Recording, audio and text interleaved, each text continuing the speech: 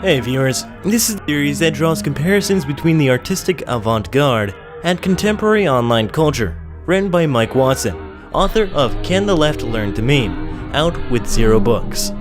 In this episode, we are going to look at the theory of Walter Benjamin, relating it to the subscription economy that surrounds platforms such as Twitch and Patreon, which are both increasingly used as leftist media outlets.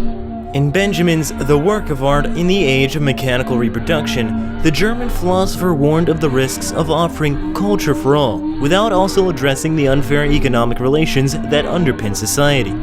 The essay famously states that in the 20th century, the increasingly ubiquitous printed copy of the artwork could be used to share the image of the original with the masses, bringing them an experience of art viewing.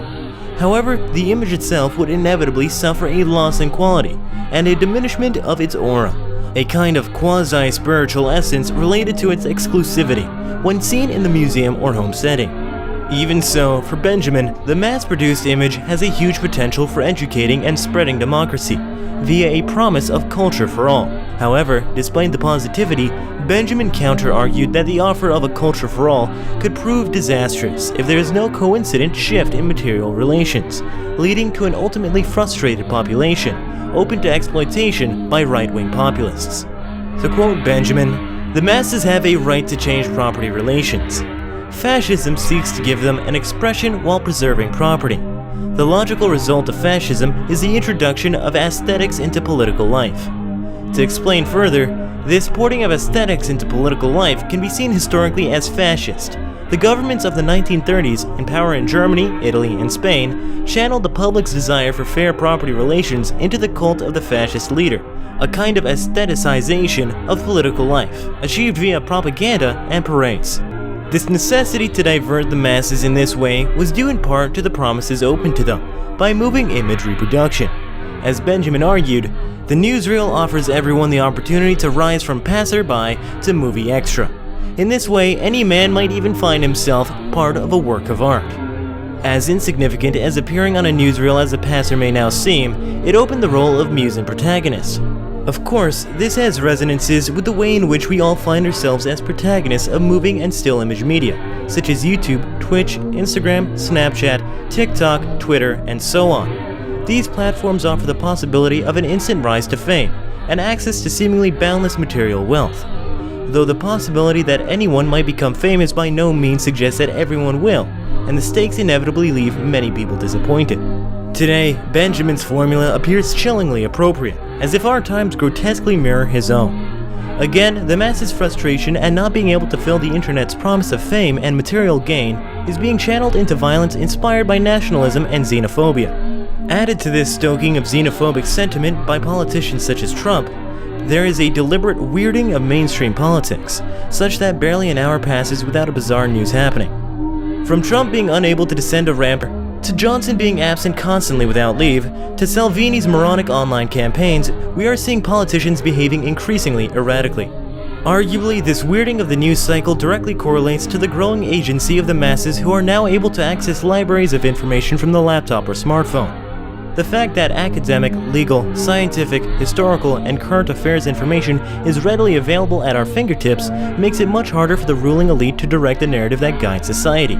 As such, they prefer to confuse people, leading to a support for far-right politics similar to those put forward by the 30s-era fascists, admixed with a kind of clown-like parody of actual politics. This act has a potent hold on a sizable portion of the electorate enticed by a mixture of white supremacy and lowbrow spectacle. Indeed, both Trump and Johnson were media personas before entering politics.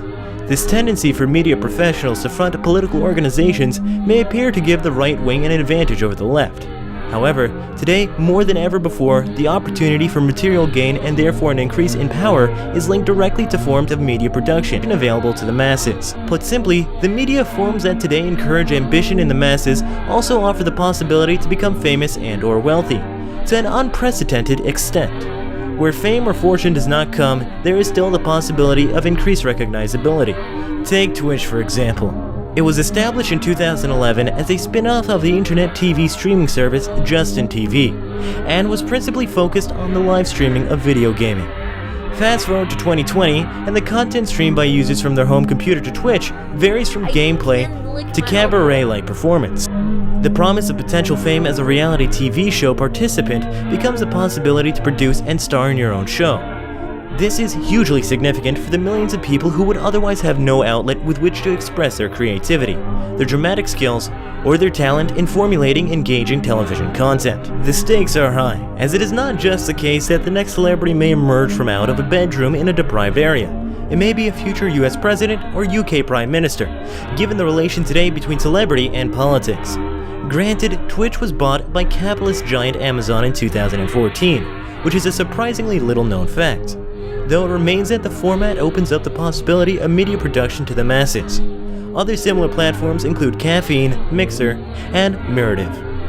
Meanwhile, the web platform Patreon allows people to set monthly subscription rates in return for exclusive artworks, essays, videos, songs, and is used by individuals as well as group podcasts, independent publishers, Twitch, and YouTube content producers as a valuable source of supplemental income. As we approach a prolonged economic crisis, with inevitable cuts to funding to artists, as liquidity from collectors and private and state funding bodies freezes for an indefinite period of time, such a model could help redefine cultural funding, and culture itself. Patreon accounts from Radical Art Review, Locust Review, and Everyday Analysis are already redefining leftist cultural media output via text and audio-visual media available for a modest subscription fee. Such sites can offer text, podcasts, or videos for a range of subscription fees, allowing producers to free themselves from compromising advertising revenue, which can often lead to conflicts of interest and preferential treatment for advertisers. Of course, the possibilities offered by the online subscription economy are not all positive. Suzanne Sontag argued in her 1973 essay In Plato's Cave that the popularity of Tourist Snapshot was indicative of the impossibility of escaping industrial and capital processes, even when on holiday. Even during their time off, the minimally affluent Westerner felt obligated to mechanically document their day, before then paying to have their photographic film processed.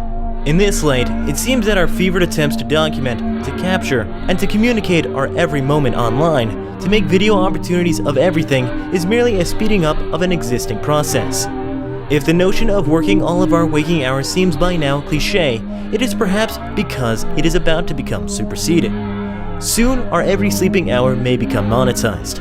A number of female Twitch streamers, including Amaranth, have begun cashing in on their sleep by streaming themselves catching some Z's as their mostly male audience looks on, occasionally tipping them with financial gifts. For anyone sensing the unnaturalness of all this, it may be worth taking a step back, going offline a couple of days and nights a week, and taking some time to read some media critique. Though above all, it is worth recognizing that we have tools available to us that were not even dreamed of by Benjamin or Sontag when they wrote their studies on mass media. It is up to us now to use those readily available tools to convey a leftist message produced and consumed ethically, in such a way that can empower the people politically. Our freedom and our sleep is at stake.